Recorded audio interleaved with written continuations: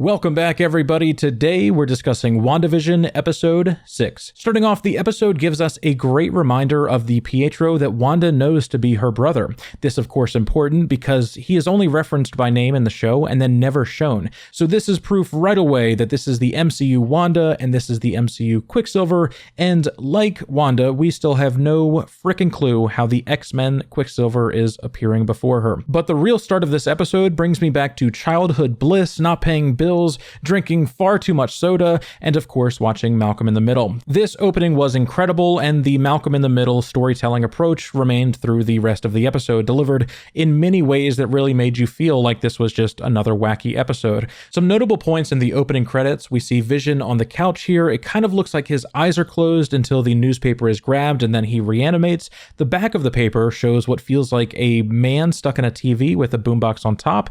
The light above also kind of looks like a flying saucer, tying back in this idea of aliens and the first line of the show, which was about Wanda and her flying saucers. Then the caption at the bottom says otherworldly deals. So damn, this really could be Skrulls or some extraterrestrial group behind this. We see him fade through the couch and get an on-screen title, The Vision, which is important for one gigantic reason that nobody else has talked about, or that I haven't seen anybody talk about. His name isn't The Vision, but one other character in the show has called him that multiple times, and they are the only person that I've seen do this. And it's bothered me ever since episode 5. Location of the Vision's corpse. Maximoff stormed our facility, stole the Vision's body, and the Vision's own living will. You see, at first I was thinking that this could be the multiverse, and in this universe, his superhero name isn't Vision, but The Vision. The reason I don't believe that anymore is because other agents in this universe call him Vision directly. So, to the best of my ability, the only person to call him that is Hayward. Since we see The Vision on screen now and we can compare that to the previous credits, it's never been this before. I think this is the ultimate link that shows that Hayward has much more to do with this plot than he's letting on, and like I said in the Subpixel Theory video, might even mean that Sword is back in the running for putting all of this together, or a majority of this together. This might not even be the real Vision. This might be The Vision, but more on that later on. Then we see Agnes wearing some naughty pants and appearing as close to these children as her own two parents, which metaphorically speaks volumes. The intro song itself, like all of the songs, is telling us things about the world and how they should keep the fun going, don't question who shows up, and continue living this dream life, because it's all a part of the quirky sitcom and they shouldn't look more into it. We learn that it's Halloween and that Halloween is all about magic, friends, family, and getting to be somebody else for a day. Now, I think this line could apply to a few people, but most notably Pietro, and how he apparently shows up for this episode. This could really just be somebody pretending to be him for the Halloween day because of a line later that Pietro talks about how he's just here for the occasional holiday episode. I think this points to us only seeing him for a short time and it not being the real him. We then see a split diopter lens used in this shot to focus on both Pietro and the children, which is super interesting. These were used in Malcolm in the Middle, and they are meant to bring focus to two aspects of a single shot. The showrunners are telling us that we should focus on what the children are saying about him possibly being a vampire, and that it's also important that we see him listening to them when they don't realize it. The scene turns to levity as he starts running around, but yeah, I think the vampire line represents his true motive, or a sign of his true identity, maybe sucking the power from Wanda or the children, or being immortal, undying, or of course any other common vampire trope. The kid calls his mom Old Red Riding Hood, which has never made me want to physically harm a child before, but that's an emotion I now feel. And she says that she is a Sokovian fortune teller, and we see this. Worse than the costumes Mom made us the year we got typhus. That's not exactly how I remember it. You probably suppressed a lot of the trauma. Now, I believe this entire show could be about the dangers of gaslighting and other mental manipulations like this. He is literally telling her what her traumas are and using fake woke bullshit to make it sound good. Oh yeah, you probably suppressed that trauma, which is why you don't remember that thing that happened to you, which of course 100% happens. Everybody does that to some degree. But he is telling her what her trauma is and what has been suppressed after she's saying, no, I don't think that's right. That doesn't happen. You don't get to tell other people their memories and say that your record of events is more accurate because of that other person's trauma. Even more so as somebody that fucking died, right? I believe this story could function as a cautionary tale about the very real and possible manipulation of the human mind, because what good is a superhero if you can make them believe things that didn't happen? Wanda is one of the most powerful people in existence, but how many superheroes have the mental fortitude to not have their minds messed with and made to believe things that aren't real? Which, of course, is a fitting tool to use against someone who can make people hallucinate and change their perceptions. I think someone is playing the long con against Wanda, maybe even using her own powers against her, all to make her believe something that isn't true, and that she is in control of this. Last episode, as soon as she leaves the barrier, we see a contrast of her powers, in the sense that she only uses powers that we've seen her do in the real world, making the murder squad turn on Hayward. I think Wanda is pissed at Sword for a very real reason, for the reason that they stole Vision's body, and why she acted the way she did. But what if all of this was to create those sentient weapons that we know Sword is working on back at headquarters, and they are not only making it look like Wanda is in control, but making Wanda believe that she is in control as well. And of course, Pietro's gaslighting is a part of that long con. But moving on with the breakdown. Vision comes down, gets made fun of, and gives a passive-aggressive remark to Wanda about how he only has one outfit to wear because that is what she wanted. He smiles to avoid the confrontation, but he is clearly upset that he does not have as much control over his own body as he would like. Then she says this. But no, that's not what you're supposed to... What? He creates this plan to view the neighborhood without supervision, pun intended, and we hear Wanda express that that is not what he was supposed to do. Now, this felt very off, like she had a higher degree of awareness than she's letting on, but I think that is what they want us to believe. I think this is a case of deceptive editing to make it look worse than it is. She could have meant, he was supposed to be there because she planned for that, not because of her superpowers or devilish oversight, but because of her human, motherly brain wanting to experience this thing with her husband and children, and she considered him already going because of implicit cultural norms, right? If people on the outside were watching, which we know that they are, it would then give the impression of her controlling him further. I may be called a Wanda shill for this, for not calling her out here, but man, I am perfectly fine dying on that hill. Then we see Billy break the fourth wall to explain that his parents have been fighting, which is pretty standard, of course, in Malcolm in the Middle as well. But what isn't standard is Pietro watching as he breaks the fourth wall.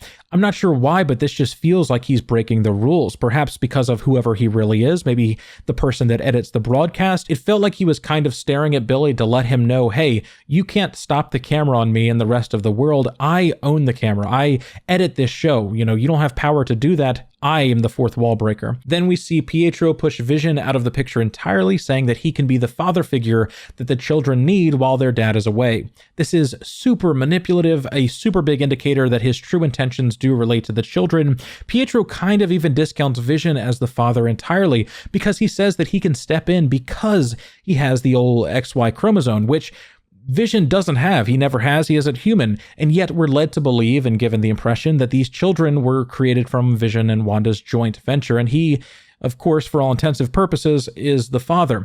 I think this could point to the comics again and the lovely Mephisto theories that somehow always pop up. Next, we see outside of the Hex with the drone coming back with the particle effect still on it.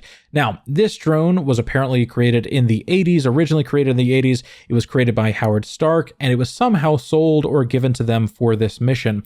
It's a really strange note, but I think the fact that Stark made these and now Tony is gone, it could possibly point to his tools once again being used by the wrong side of history. Then we get this beautiful dialogue. I see. And which one of you is the sassy best friend? Of course, the grander purpose of this scene isn't to show that Jimmy is clearly the sassy best friend, but it's to discredit their opinion to the point where he removes them from the project entirely. He shot the missile to provoke Wanda, and Monica doesn't understand why, nor why he's so ready for a war that we won't ever win. But I do think I know. Because during this conversation, Hayward reveals a disdain for superpowered individuals. Now, this terminology immediately made me think of mutants and how certain organizations in the X-Men series grew to hate mutants. At various times, they would lead both literal attacks against these mutants and political attacks about how dangerous they could be. And it worked. These organizations created something called Sentinels, which were to combat these superpowered individuals under the guise guise of protecting humanity. Because we know that Sword stole Vision's body and they were trying to create sentient weapons, then he sends Monica to start this whole discovery process, and now in this episode it's revealed that Hayward is probably not the best dude. I wonder if this entire plot hasn't been constructed by Hayward and Sword to create the Sentinels. The snap happened, life got dark just as he said, and he moved the organization from observation to creation. The Sentinels would handle issues much like the theory of Ultron, and they would not need superpowered individuals to save the little old human ever again. This entire plot could be to study Vision, or if Sword succeeded in replicating his code, the Vision could be hinting that this is their own version of Vision, or even the children, which are technically the creation of a sentient weapon as they are right now. I think for whatever reason, Hayward still needed a push to show how dangerous superpowered individuals are, and that is where we get the gaslighting plot from. I believe that whatever Wanda is going through may have been caused by him to create the conditions for funding the Sentinel program and making the world see what he sees. If the world sees that the Avengers could have just as easily taken over everybody's mind instead of saving the world, it makes the ordinary humans realize how much they should fear mutants and why we need a program like the Sentinel program. I think the reason Hayward fires the missile is because he's poking the bear, trying to make her lose control. I think Pietro is also with that plot, and possibly Agnes too, though I think she is still some kind of superpowered mutant herself. The good guys aren't Sword. They are the three normies that are trying their best to figure this thing out, and Hayward is hiding much more than we know about. But let me know what you think about that theory in the comments below. I think this would be the perfect integration of the X-Men into the MCU, and because of how impactful the snap was for ordinary humans, combining the fear of mutants and the fear of Wanda with the need for humanity to defend itself, I think this would create a perfect opportunity for both of these stories to come together. Jimmy Woo starts beating people up and they get back to the secured area, and we return to Halloween evening and this line. Unleash hell, demon spawn! Of course, hinting at Mephisto and these possibly being his children, though it's also just a fun line that everybody's uncle would say. Wanda starts testing Pietro with a fake story, and he knows right away that it was a test, meaning that whoever this is somebody that knows Wanda on a very intimate level. Quicksilver says that she found Shangri-La, which is a real place in the comics founded by none other than Vision himself. But metaphorically, I think it's just, of course, talking about a utopic place, a heaven suited for yourself. But many things lead us to believe that Wanda created this place. And now someone is explicitly saying that she found Shangri-La. To me, this just feels like a Freudian slip to show that she really did not create this place, but found it. Uncle P takes off with the kids, and Wanda starts talking to Herb, discovering that Vision lied to her. Then the kiddos start stealing everybody's candy and wrecking shop. During this scene, it feels as though Herb breaks character just like Agnes did in front of Vision. But again, this feels like gaslighting to me, or deceptive editing, or something else to make it look as though Herb is aware of what's happening and offering to help Wanda change this constructed world. I just don't buy it. I think it's made to lead us to believe this, when in reality, this isn't what happened. Then we see Vision walking away from town, seeing that less processing power exists toward the edge of the border. This trade in resources is something that I've spoken about a few times now, but it shows that somebody or something is controlling these things, and they have a finite amount of power. Jimmy Woo tells us that 3,892 people live in Westview, but the reason that we've only seen maybe a dozen is because the rest are being kept in their homes, either asleep or bewitched, so that power could focus on animating the few people that have interacted with Wanda and Vision. The reason that it changes now is because Vision last episode was asking questions, and Halloween is a pretty important moment for children, and they needed to make that, of course, feel like a living town. However, this is not maintainable at scale, so moving away from either the center of town or the proximity of Wanda, less power is going to animate things. This is important for a few reasons, but I think it shows the constraints of this world, and I think it could potentially be used against the person controlling this world. Since this is a logical trade of resources, taxing the operator whenever you need to create or control, you may be able to break the spell entirely by overloading the operator, making them focus all all of their energy into either one big action or hundreds of actions, and making it impossible to maintain control over all of the parts. It's essentially DDoSing or using a Stack Overflow to crash the system. It's only theoretical, but I believe the rules that they've established for this world leave this as a possible form of exploitation. So I'll be interested to see if this is how they actually break this spell. We also have this super creepy commercial about consuming magic to stay alive, and it could be referring to the people of Westview, Vision included, feeding off of Wanda's or somebody else's magic to, keep existing. Though it also feels like the shark could represent the big bad of the series as well. It talks about remembering the hunger and needing to turn to magic in order to sustain itself. I feel like this could refer to Mephisto or even a character called Nightmare. Hayward even says that this is a nightmare in this episode. I won't go too far into this character should it not be relevant, but he has the ability to draw power from psychic energies of the subconscious minds of dreaming beings, which sounds pretty applicable in this case. We then see The Incredibles and The Parent Trap, letting us know this is the 90s into 2000s episode, and hinting that this is, of course, a literal trap for Wanda and or Vision. Quicksilver explains why he's here, to cause comical grief at the request of Wanda's fantasy life, and she questions where his accent has gone. He dodges the question and explains that he was killed, and the next thing he remembers is her calling to him. Now, he died many years ago, so him hearing her call now is really odd. The only way I can think to explain this is either that it's not him or somebody literally dug up the remains and pushed them through the boundary, in which case I think that someone is Sword. We see Speed get his speed and the line about not going past Ellis Avenue, of course foreshadowing exactly that action with Vision moments later. On the outside, three normies hack into Sword, which the cybersecurity part of me hated, but I'll accept because Darcy is bae. We learned that Hayward was secretly tracking the vibranium composition and decomposition of Vision, which is really interesting that that's even possible, and it makes me wonder how the people of Wakanda feel about this satellite mapping technology of their precious resource, and if they even know that it exists. Now, Darcy says that they are tracking the decay of this vibranium, which makes me think of vibranium sickness that the miners would often get when mining this resource. I wonder if the proximity of Vision's decaying corpse isn't having some kind of side effect on Wanda, and maybe she just doesn't realize it. Vision, of course, figures out the processing power exchange of this world and calls to a woman that says nothing in return. She does not have the power to speak because whomever is in control is focused on the children and the center of town right now. In fact, nobody can reply to him as he calls out, which is super worth noting. Right after this, he flies to Ellis Street, and we see poor old Agnes just sitting in her car, making it look like she was about to escape the grasp of Wanda.